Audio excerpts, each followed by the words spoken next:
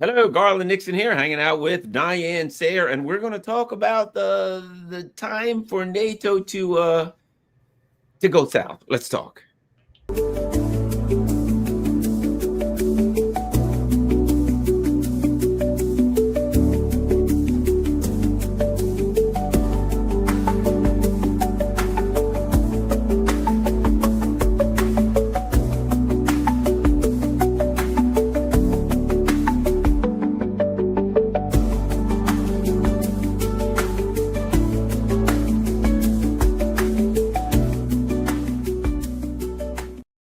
Hello, all. We're here with a brilliant politician and activist, Diane Sare.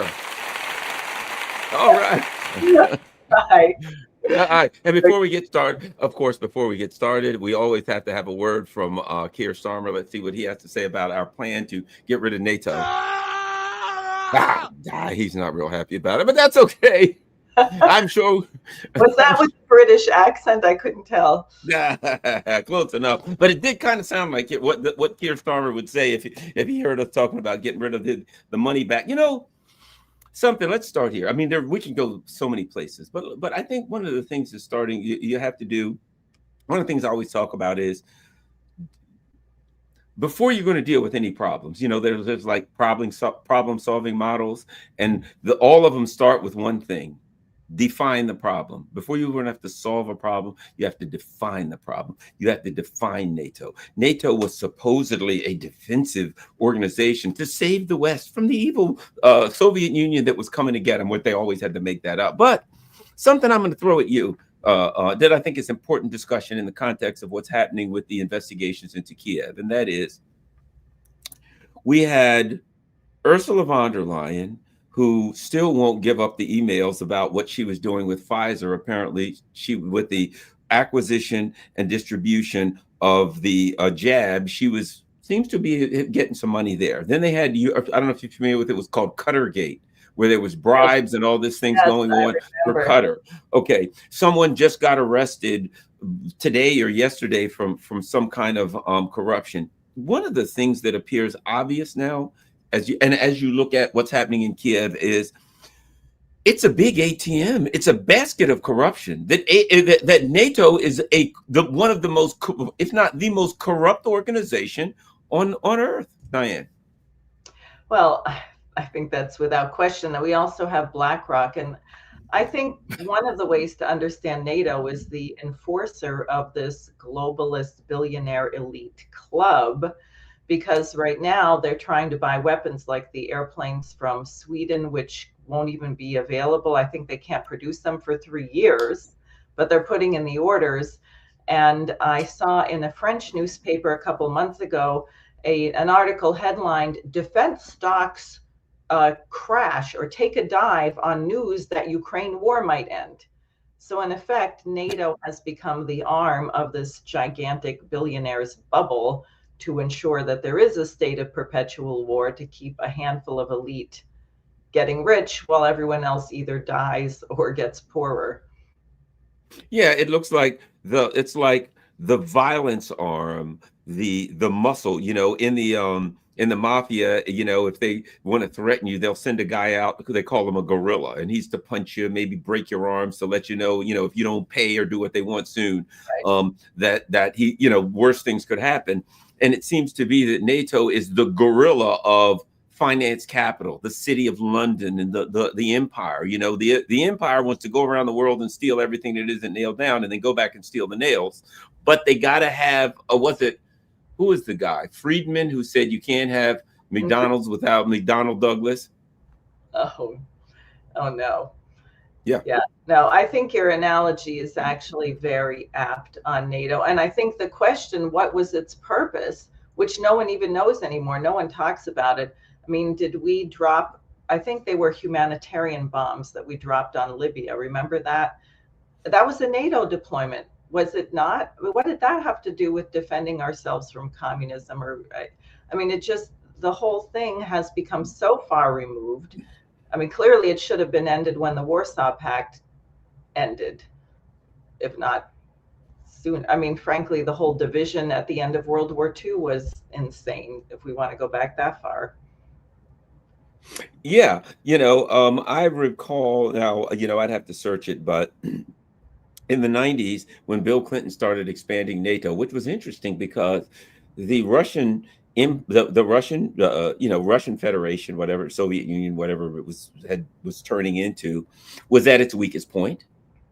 It threatened no one, and in fact the leaders were saying, well, can we join NATO, can we become a part of the West, can we want to become a part of Europe. Lucky for them they didn't, or they'd all be financialized capital themselves now. But and I think that was the giveaway when the so-called enemy was saying, we don't want to be your enemy. How can we join your group, and like, let's do this? And they said, no, we'd rather expand up to your border and continue to keep you as a threat. So, I mean, we're trying to get paid here. Right. Well, I think, was it in the Tucker Carlson interview with Putin where Putin said he talked to Clinton about it and Clinton was open, and then he went back and got the word. And I must say, I think it's probably very hard for the rest of the world to deal with the United States, because supposedly we have a presidential system. Supposedly the president can make such decisions, but it seems like the president has a great meeting with somebody. Even President Trump had a decent meeting in Alaska, I think, with Putin. And then they go back to the swamp, the Adelson money, the billionaire elites, and they change their mind and they change their policy, and their word apparently means nothing uh, as to what it was told to someone else. I think it would be extremely difficult if I were in another country trying to negotiate with the United States. I think that would be very difficult because you don't know whether anything that the person you're talking to says means anything or is going to have any staying power the minute they get on that airplane. Yeah, and something before we really get into NATO, I think most Americans, and I found this, I was recently in Russia, and one thing I found about the Russians, they clearly understand the British and the British Empire. They know who they are and they know what they're up to and they understand it. Most Americans see the United States as, okay, the US, we're this giant muscle machine, and everybody has to acquiesce to us, and the British, why, they're just a little island over there. But when you start getting out of the US and into the people who the British have been going after for centuries, literally, they understand. I put it like this, and I've been to England too. It seems to me that the British feel like we are really the brains of the operation and America's our gorillas. And that when we need somebody to come in and smash things, Americans' job is to come in and smash things and then go home and shut up and do what they're told. And most Americans don't understand that dynamic. I mean, I don't know if you agree with it. What do you think about that? Where No, the British fall in here? I think that's a dynamic, and it's been that way for a long time. And then they pretend that they're the civilized ones. I mean, really, well, we got rid of slavery before the United States did, even though we brought all of the slaves from the sugar plantations into South Carolina right at the moment where slavery was about to die out in the United States, or what they did to India or Ireland or all these other things. And then they come off. In fact, they've done that a number of times recently. The examples are sort of around Gaza, for example. They say, well, we don't support the genocide. They try and look like they're so much more moral and civilized when they really are the orchestrators. But I guess that's what you do if you're smarter than the other guy, is you leave him being the ugly one holding the bag of heads you just chopped off. Yeah, it seems like the British are behind the US, or behind the Zionists. It's like the US is like, no, no, the Zionists are doing that. We can't control them. They're just crazy. We try to tell them. And behind that is the British saying, yeah, we can't control the Americans who can't control the Zion. And you're like, how far down does this thing go? Nobody is responsible for anything. But the other part of it is this, before we really, and I think you have to discuss this a little bit, and that is, informally, the Gaza genocide was a NATO operation. When I still recall when the Iranians were firing missiles, there was all the NATO ships. They would go across the Persian Gulf. There's a string of NATO ships trying to shoot them down. They go across the base, Iraq bases. Then there's the Red Sea, and there were French ships. There are British ships, Italian ships. The entire Gaza operation and Israel operation, though they pretend it's the United States, not the Brits. That's what we're talking about. The Right. Gaza genocide is clearly a NATO operation. So NATO operates both formally when they're going after the Russians and informally when they're all sailing through the Taiwan Strait one by one, or they're all over there trying to shoot down Iranian missiles or doing whatever they can to help Gaza. So it is, in fact, an international military malevolent machine. Absolutely. And I'm glad you brought that up, because I believe one of the reasons that they kept giving for the NATO expansion is that they were worried about a threat from Iran. And the Russians tried to call our bluff and say, well, we'll help you if you're worried about Iran. We're much closer.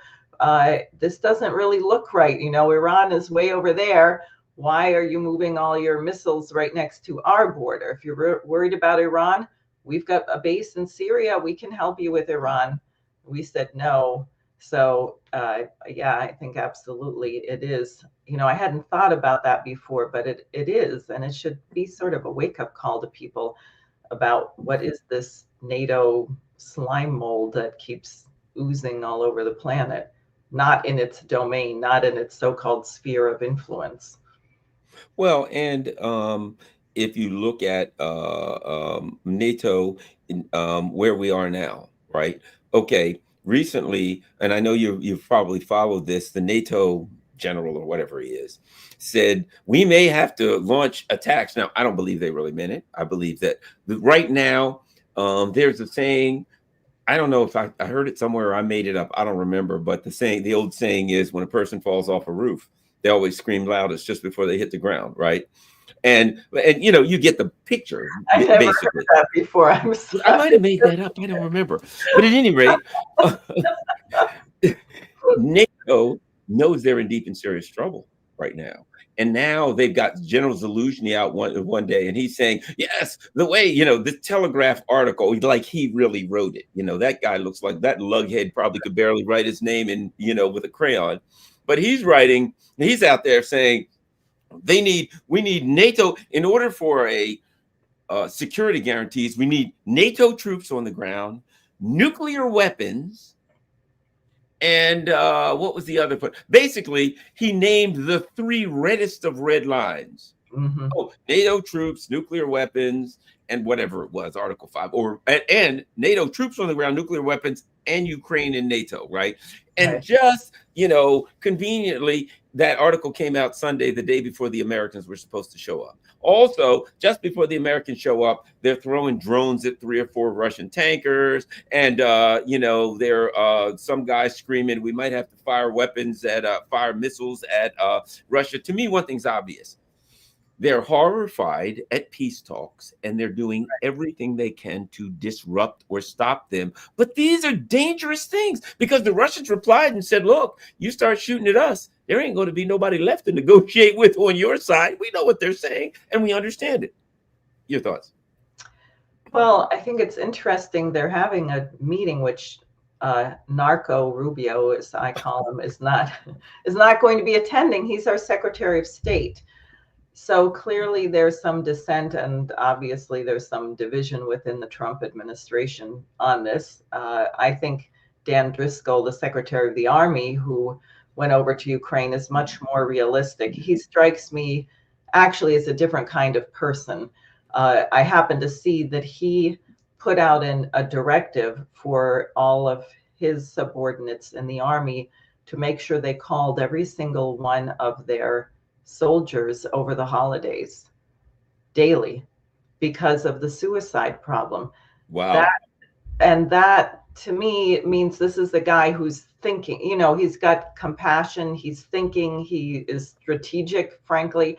And I think what he did when he went to see Zelensky is told him, look, we can all see I'm the Secretary of the Army. I can see you've lost this war. So why don't you but unfortunately, everyone in the Trump administration doesn't see it that way. So, yeah, I mean, it's very difficult because every time you think there's a little progress, then the seven dwarves, or whatever you want to call them, the Europeans, all march in. And we have, you may have heard, the French, I think it's the equivalent of the Joint Chiefs of Staff, who just gave this crazy speech saying that the French people had to have enough soul or spirit that they would be willing to have their children die in war against Russia. This was last week. So you have all these protests in Germany against the revival of the draft and so on. And then you have the French Secretary of the Armed Forces, or whatever his position is, one of the top military commanders, telling everybody, look, if you're not willing to send your children to die in a war, then you're not right. You got to develop a spine and send them in there. Yeah. It seems to me that the NATO of today, I think to be quite frank, I think there are people in the United States leadership, right? And I think probably a big one, in my opinion, maybe wrong, I think it's the Vance, JD Vance. I think he's part of that push, who, I'm not saying they're good guys or they're the salt of the earth by any stretch of the imagination, but I think they live in the real world. And I think they're like, okay, we lost this one. And America's really good at losing wars. America knows what to do when they lose a war. They're like, hey, we lost another war. What do we do? Plan X. That's what we usually do when we lose a war, right? They open the manual, Plan X. Get the hell out of Dodge. That's it. That's Plan X. Americans exercise the Samsonite option, right? Hey, what do we do? Saigon. Get everybody on a helicopter. We're out. How about Kabul? What do we got? C-130s? Yeah, pack them in there. There's people dangling off the side. Off they go. This is the American way. Americans are not real. We defeated the Houthi, right? We did. We declared those darn Houthis, they lost. What do we do now? Let's get the hell out of the Red Sea, right? Americans know how to do that. Which is rational. It's maybe evil to start all these wars, but it is rational to say, I lost, I'm going home now, right? And they never lost because they made a fortune. How do you spend $2.4 trillion and lose in Afghanistan? They didn't lose. It was a money laundering operation. And they've stolen a fortune in Ukraine and they're ready to go. But I think what we're seeing is the political class and the ruling class in Europe are something different. They're lunatics. They're nuts. And maybe, I don't know, years of inbreeding will do that to your DNA, but that's a whole nother story. But you get my point. And that is, to me, I think there's something in American, that's starting to look at these people and say, we hung on to this narrative as long as we can, but we're ready to roll. We're out. We're done. Okay, it didn't work. And there's something different when you look at these European elites that are like, no, we must hang on. We're not amused. Down to the let them eat cake mentality. Yes. When it's like people are surrounding you, like, hey, the people are going to kill us and they don't have any bread. Let them eat cake. But I think you didn't hear the part about they're all going to kill us. Right. They don't hear it. No, they're totally tone deaf. I mean, think about Merz saying, I think he was the one, or was it Pistorius? I forget, or both of them. We didn't kill enough Russians in World War II. Do you have any idea what that sounds like? Does anyone remember what happened in World War II? Let's see, what side were the Germans on? They didn't have enough Russians. It's really bizarre. Like what I said about they're so tone deaf. They seem to think that they are immune from whatever the population is thinking. So they can stand up there and tell people, oh, go ahead. If you don't have the spine to send your children to war, you better go get yourself right and send your kids to be killed. Or that they can make public announcements telling people that their hospitals have to be prepared to handle 1,000 people per day coming in. They don't even have decent healthcare for their populations anymore. It's all been gutted and looted to feed this war machine, and they want to continue. But the other thing, from your point about how insane they are, that is why NATO has to be disbanded, because these people could decide to use a nuclear bomb. They actually could. And I don't think any of these NATO people, is half as rational as President Putin, or even 1/10 as rational as he is. Here's the sad part. They're not nearly as rational as Donald Trump. Yeah. And Donald Trump is no Carl Sagan. He ain't, right. But but Donald Trump is far more rational than these people. It's like, all right, we lost, let's move on, come on, I got other criminal activities to be involved in around the world here. It's the U.S. empire, it's what we do, right. But here's the That's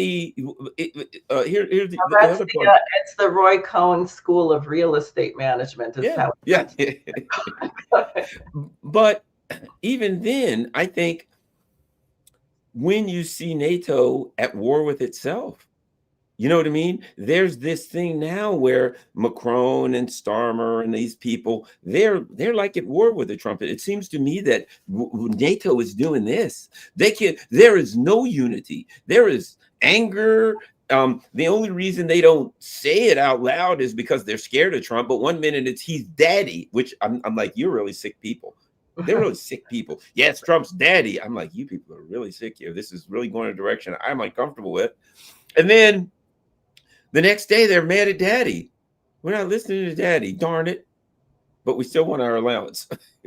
Right. Well, U.S. has to produce all the weapons that they're going to buy because they've so destroyed, and because we blew up Nord Stream, which, but they were fine with that too. Olaf Scholz thought it was fine. We're together on this, whatever you want to do. No, it's really, you're right. Isn't that something, how low we've gotten? Because Trump seems to be completely irrational and changeable, but he has some foot in reality. He doesn't like to lose. That's it. And He doesn't like to have the appearance of losing. So he does have to pay attention a little bit to reality, which the Europeans seem to feel like they really don't. It doesn't matter. They're in a complete alternate universe.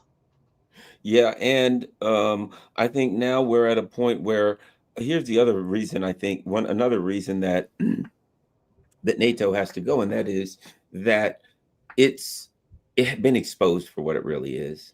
Okay, here's what we had before. We've got to stand up against communism. Communism is evil. We've got to fight communism, and we must hate and fight the Russians because they're communist. Okay, so the Russians now are no longer communist, whatever. I mean, they still have I think they very wisely have some state-owned companies that like build nuclear power plants and sell oil and gas. I think that's pretty good, but there's not a communist socialist country formally by any stretch of the imagination.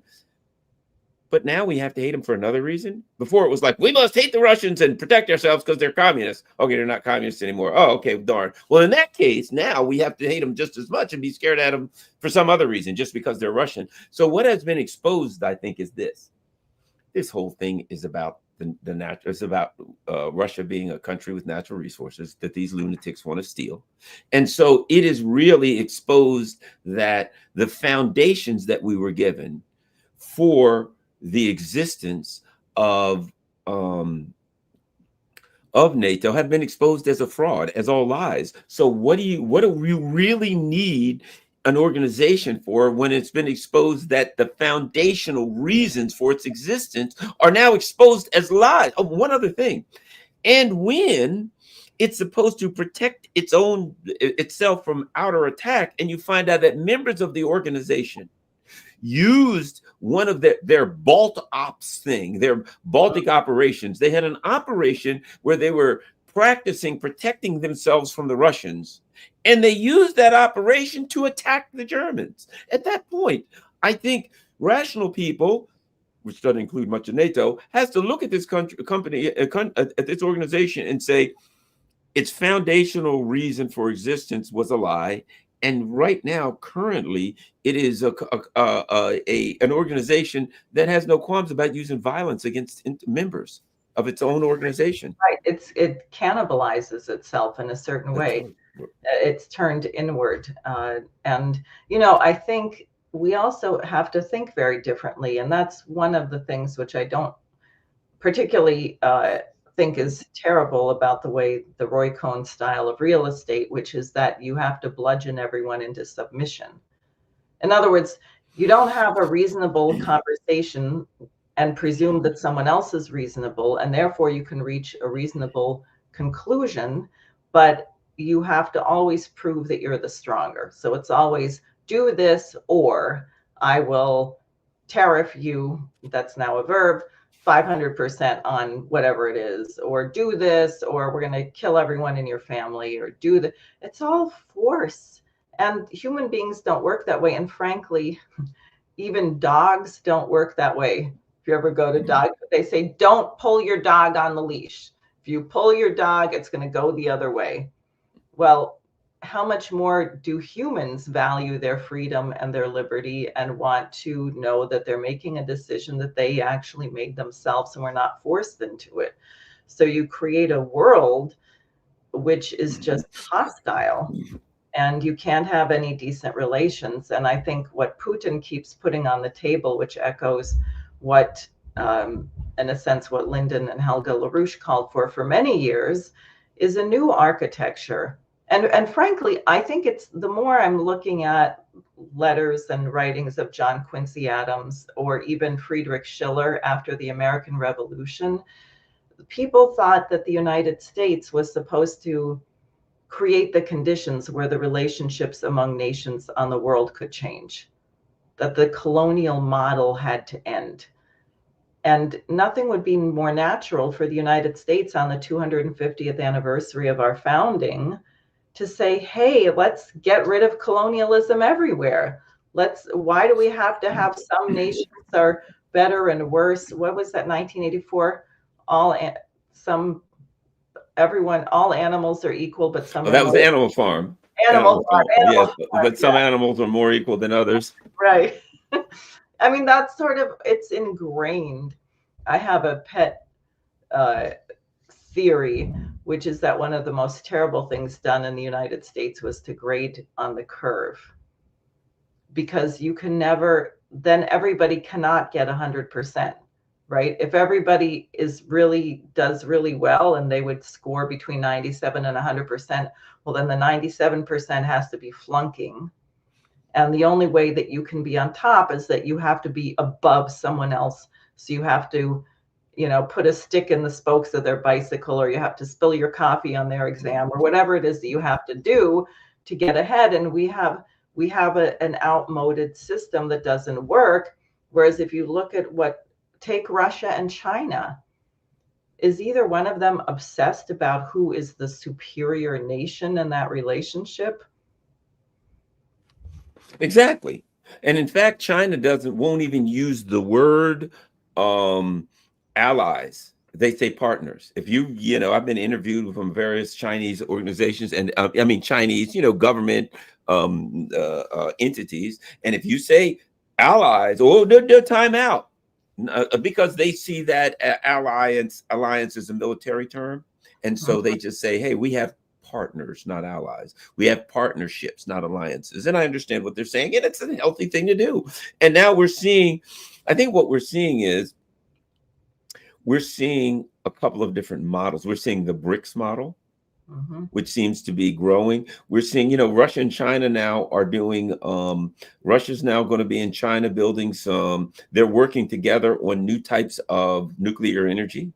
They seem to be coming up with the nuclear energy. I've been reading about that, a couple of things, the nuclear energy that where you utilize like the leftover spent rods, you use those and reuse them again. So you end up not having with anything left over. And of course, most people don't know they're building that moon base because they want to get that, what is it, the stuff called? Helium-3. Helium-3, right. And then you can have, again, nuclear energy with no waste. So the bottom line is this, you can feel how you feel about nuclear energy, but these countries are saying, let's find a way to use nuclear energy in a much safer way. And I think they'll find it. They're expanding. They're finding ways to expand their technological abilities and their ways to produce energy. And still we look at NATO, and the only thing they know is crush, kill, destroy. The only thing they know is take a fist and go around smashing things. The only thing they want to build more war machines, but they can't even do that right. I know, because they don't care about progress.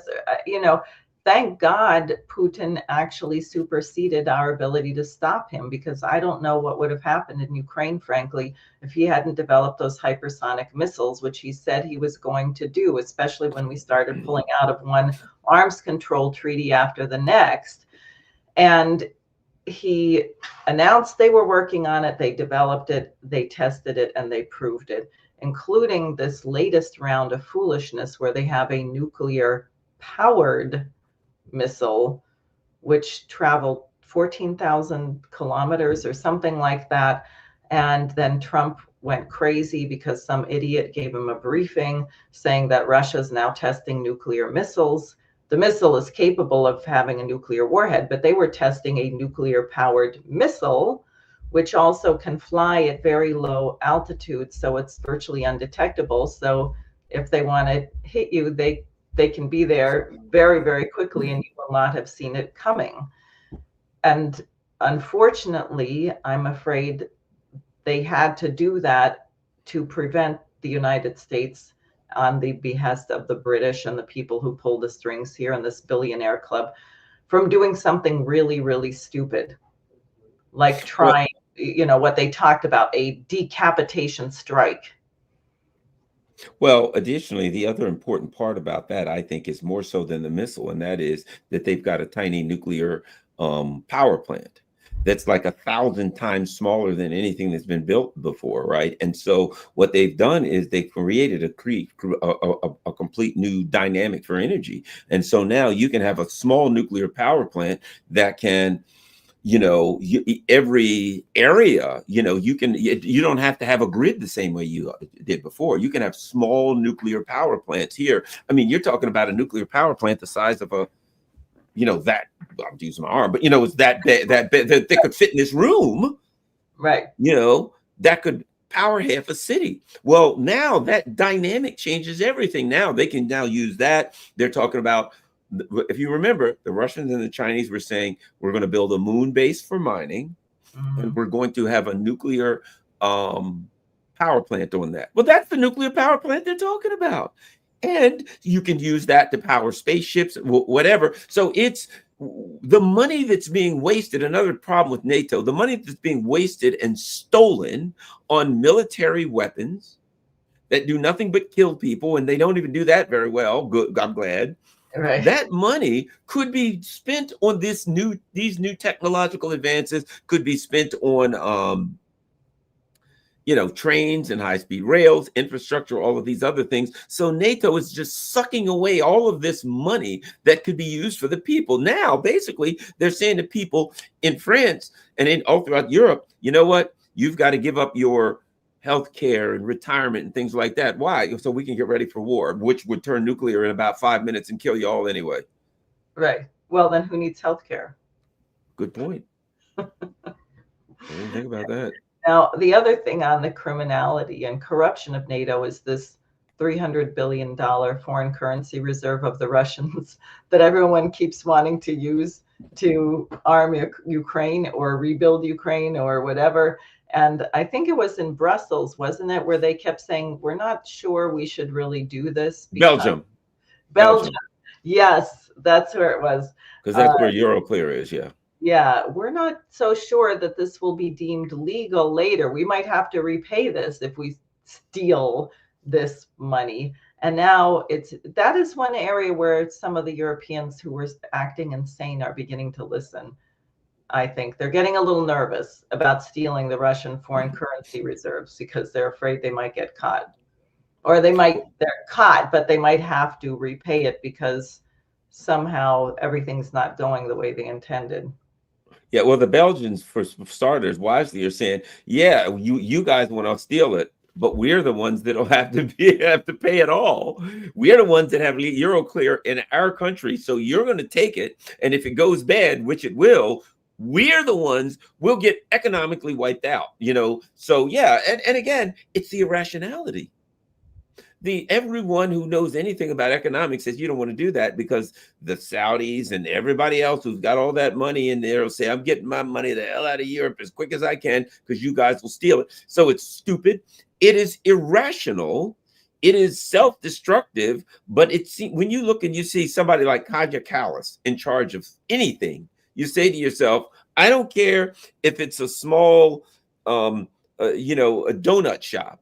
If I see Kaja Kallas in charge of it, it's time to close. And when you see the type of lunatics that they have running, the type of imbeciles that have risen to the top of NATO, you say that alone is the most obvious indication that it's time to close shop.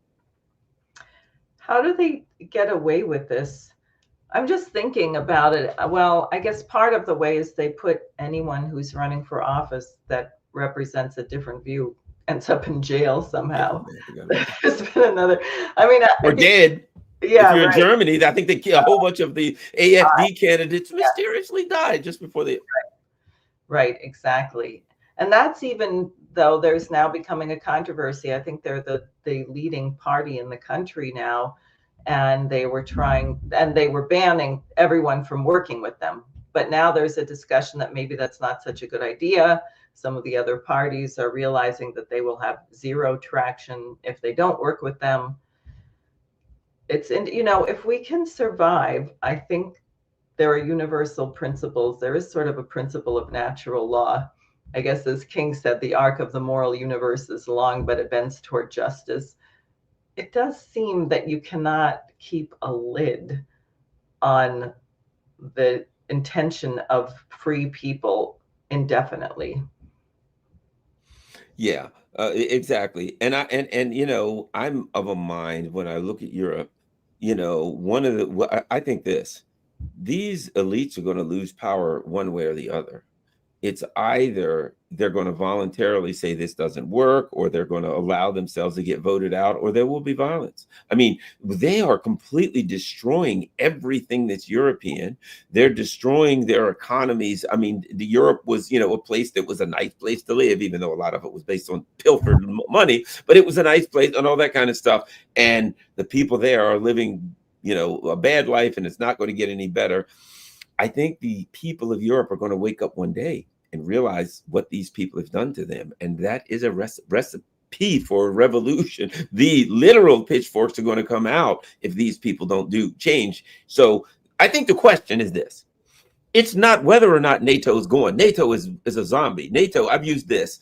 It's like, if you're in a bar and some guy gets punched, which I've seen before, and you see somebody get punched and their arms go limp, and they just drop. And if you see that in slow motion, they were out on their feet. As soon as they got hit in the snoot, they were out, right?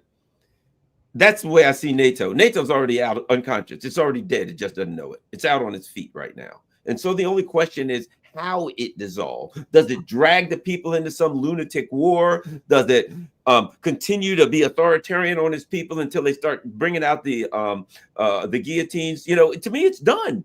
You can't continue doing it. Go ahead. I think that's true, but I think that therefore it's really urgent that people have in mind a vision of what relations should be. And I think the fourth initiative coming from Xi Jinping is what he calls global governance. Mm-hmm. And stupid people here say, oh, he's a globalist. No, he's saying there has to be a uniform system that is respectful, where nations can cooperate, collaborate, interact based on mutual respect for sovereignty, or the 5 principles of peaceful coexistence. I think we have to get to that, and that means abandoning this crazy idea of I'm stronger than you, therefore I rule. I've come to really hate this expression, peace through strength. Oh, it's garbage. It's not even true. Right? It doesn't work. That's not how you get peace, right? It's, so idiotic. So we need to help people get an idea of suppose you could put aside all ideology and think about what would an ideal world look like 50 years from now. Mm-hmm. And how would people interact? And I love that Putin talked about the symphony orchestra, because we don't want a bland uniculture, right, uniform appearance or anything like that.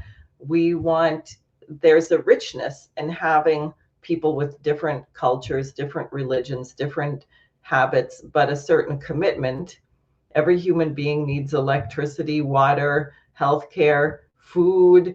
How do we get there? How do we create the conditions that our great grandchildren will be living better than we are, and will be better people than we are? And can we not learn something from what happened in India, or what happened in Andalusia, or what the Native Americans thought about 7 generations, or, there's so much to be learned from other cultures if you decide that you don't have to set yourself as being superior or inferior, the so-called pecking order. That is just such a stupid idea. But we have to give people a conception of where we should be going, because the old system is definitely over, and we need to reorganize it in a way that is more equitable. You make a good point in the context of talking about NATO. The system where NATO could dominate, where the colonial powers could use this military organization to go around the world pounding people into submission. China's too powerful for that. Russia's too powerful for that. Even Iran, they tried to push Iran around, and technologically, the Houthis are too powerful for that.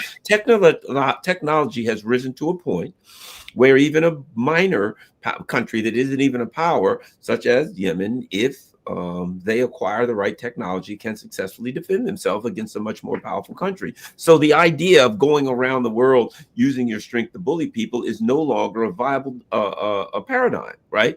So that's why I bring up BRICS, because you have, okay, China's a socialist country. Russia's not a socialist country. Iran, they're what do they call themselves? An Islamic Republic. Now they're looking at possibly Afghanistan, where you're saying, look, we don't have to have the same culture. We don't have the same religion. We all need to eat. We're trying to make a few dollars, and this guy's got some rare earths we need. That guy's got some gas we need. This country knows how to build nuclear power plants. This country knows how to whatever. We get together, and it's a cooperative a cooperative world. I like where the BRICS model is going. It's not as far ahead as people would like to believe it is. It still has a ways to go, but I think that's the kind of model. You look at the BRICS model and you look at the NATO model, which is unraveling, and you say, whether NATO likes it or not, it's coming apart at the seams, and there's not a world available where that works anymore. Yeah, exactly. And I think people have a hard time with that, but they shouldn't, because it's natural actually not to live that way. I mean, we live in a society, right? Could any person actually survive? And there was a paper by Einstein on this, and I've been trying to find it again. I read it once, about the individual and society. And he talks about, if an infant were just left in the middle of nowhere, I mean, chances pretty much are that it wouldn't survive.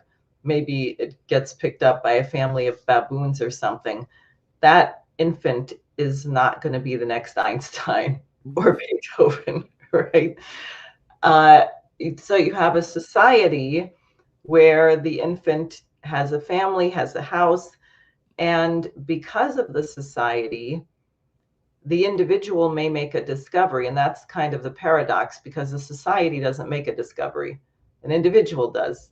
Beethoven was an individual, or Mozart was an individual. They made a breakthrough, they produced it, and they did it, but they never could have done it were they not the product of a society that created the conditions for the flowering of their talent.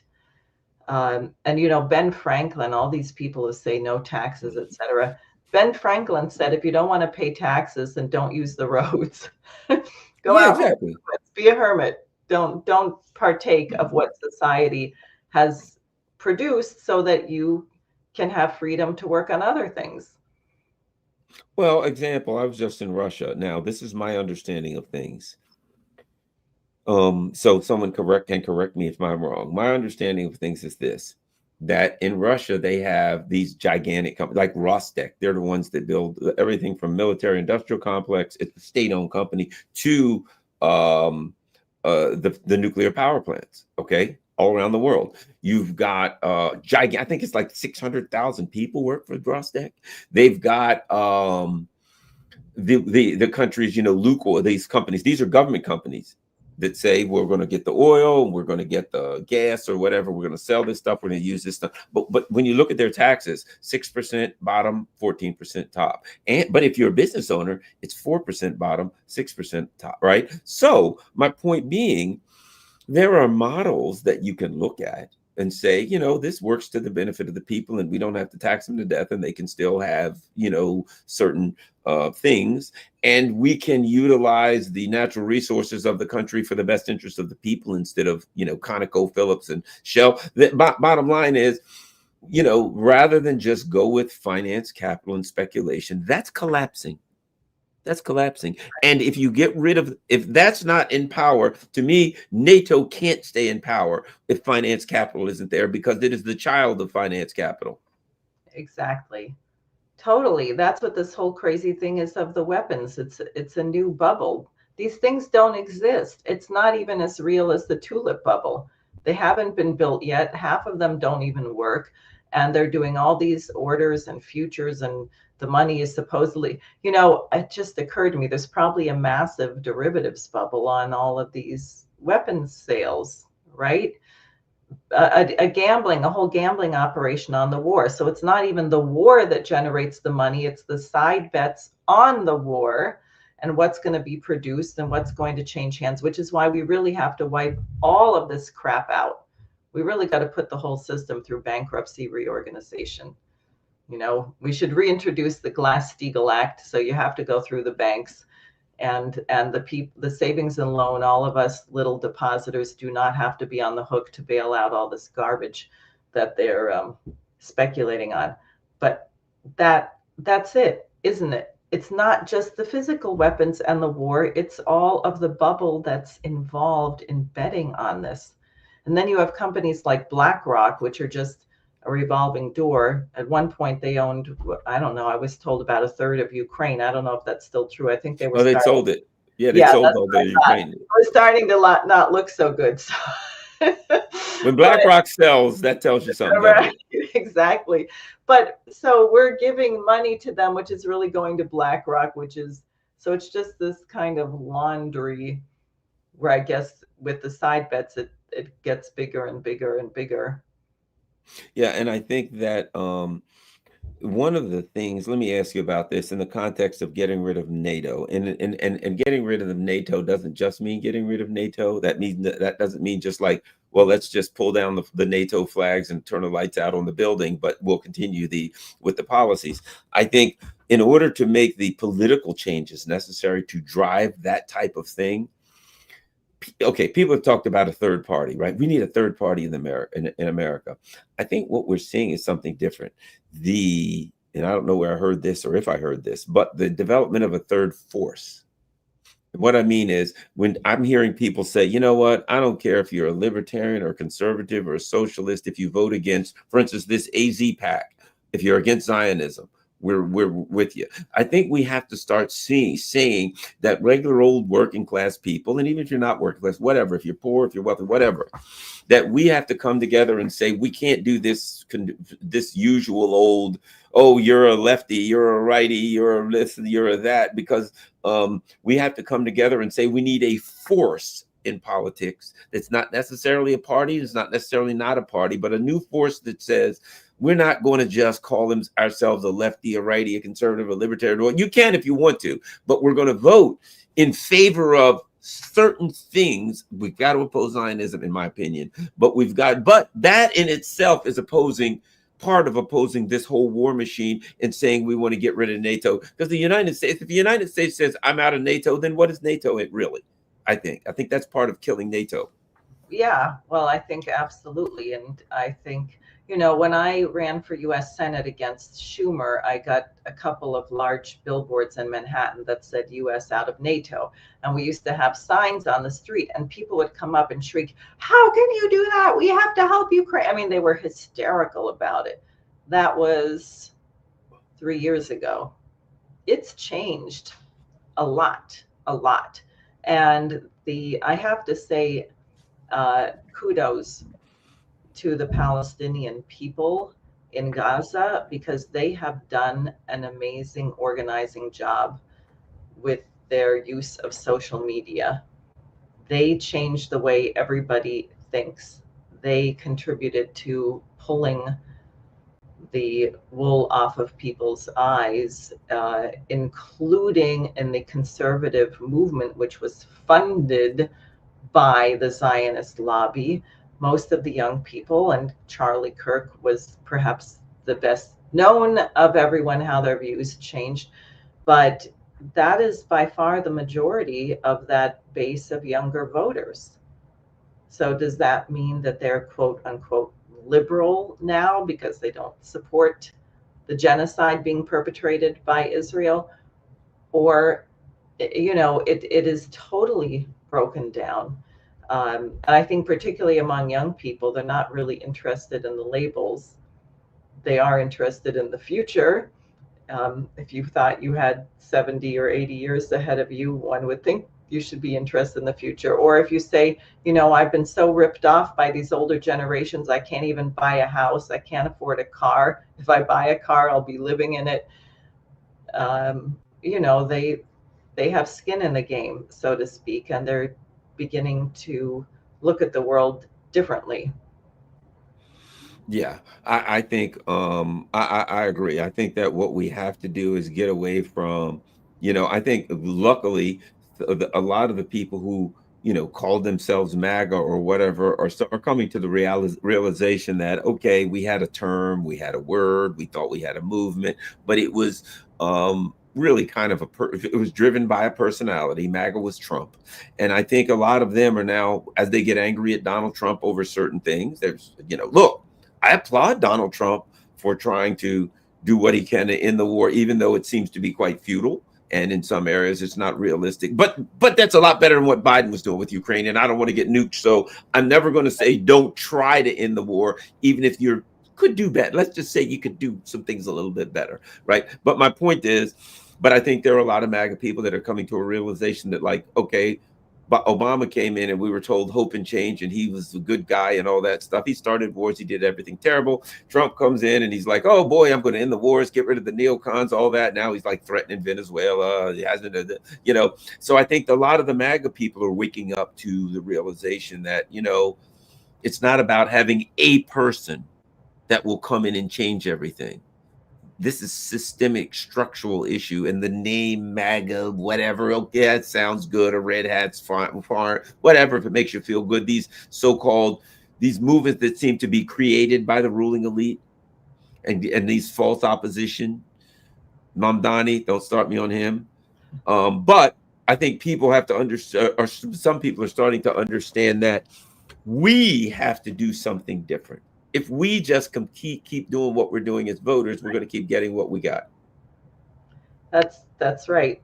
That's Einstein, right? That's the definition of insanity, that you do the same thing over and over and you expect a different result. But but it will be different because, in a sense, it's like a stream. It's never the same water twice, and there is a dynamic unfolding, which is the blowout of the Western financial system, and it is the development of the global South. And I mean, I very much believe if we can just not have a nuclear war, Yes. the world is going to become much better. Now, I would hope that the United States would be part of that world and not just some irrelevant rubble heap. But mankind is going to move forward because that's the nature of mankind. And frankly, somehow we have over 8 billion people on the planet. We went through horrible periods of barbarism. Think about the crazy cults in the Dark Ages, and what, a third or half of the population died in the Black Death, which is the result of the collapse of a banking system.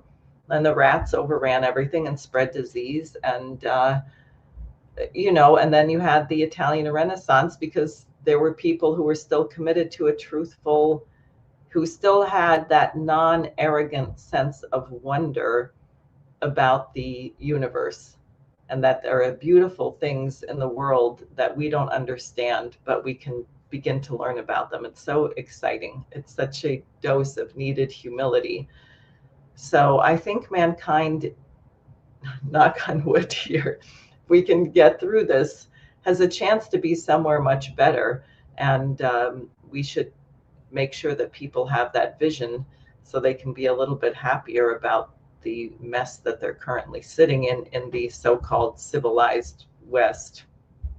One of the things that I think you do Jose Vega does, a lot of the people who are looking for change here do properly is this. I'm a big believer in that. You can't just sit around and whine about what's going on. You have to give people a vision. You have to say, look, here's what we could do to change things. Here's what we could do to fix things, because we got enough people. There's an old saying, what is it? We need less historians and more pioneers, right? We got so many people. There's no shortage of people telling us how crappy things are. When I was a child, you probably won't remember it because, this was before your time, long before your time. But when I was a child, there was a cartoon called Gulliver's Travels. I love to tell this story. And in that cartoon, every week something happened. There was Gulliver with the Lilliputians, and every week, somebody was invading their island. They were going to do something terrible, and they come up with a plan to survive. And there was one guy, and he had one line every week. And they'd say, "Oh, we're going to do this, and we're going to stop the invaders, whatever." And at some point, this guy, the camera pounds, because it's a cartoon, but the camera pans to this guy in the back of the crowd, and he always said the same thing: "It'll never work. We're all doomed." That was all he ever said. And that was it. Every week, it'll never work. We're all doomed, right?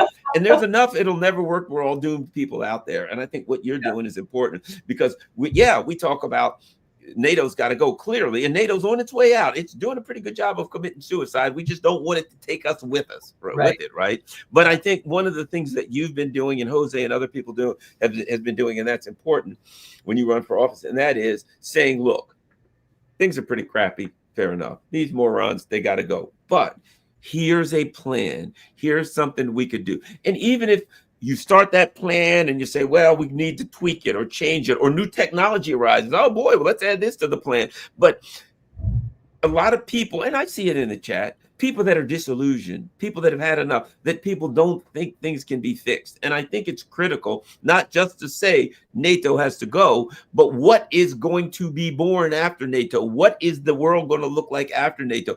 Not because they always want to tell us, hold on to NATO, hold on to this, hold on to that institution. If those institutions are failing us, we need a vision for something, some place to go. And I think that's important. And that's one of the things that I like that you do politically. Well, I think we have to. Otherwise, if you started to know everything that was going on, it would be pretty depressing. So why sit around and be depressed? As you were saying before we started this about the various moving experiences we're having, you can be miserable about it and be miserable, or you cannot. And you can say, well, this is a way to the future. I'm going to make this into something better. And, that was Gottfried Wilhelm Leibniz, who was really one of the great minds behind the founding of our nation, who said we live in the best of all possible worlds. Because there was a huge debate raging against the Newtonians, the Aristotelians, about, well, God, God was perfect. He created the world and then he left. And it was like a clock winding down and everything went wrong, or God made a mistake. And Leibniz said, well, how can you say God made a mistake? Then it wouldn't be God. Isn't God perfect, omnipotent, omniscient?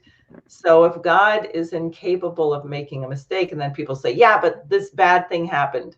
Did God want that bad thing to happen? And Leibniz works out in this incredible dialogue that whatever you consider to be bad is only an opportunity. We have free will, but it's an opportunity for a greater good. And that is the way in which it is the best of all possible worlds. And it has to be free will. It's not preordained, because you have a choice to do the good, which is also kind of an amazing thing, because what would be the point if everything were predestined and we just were doing things because we were programmed to do them? Yeah, there'd be no point in existence at that point.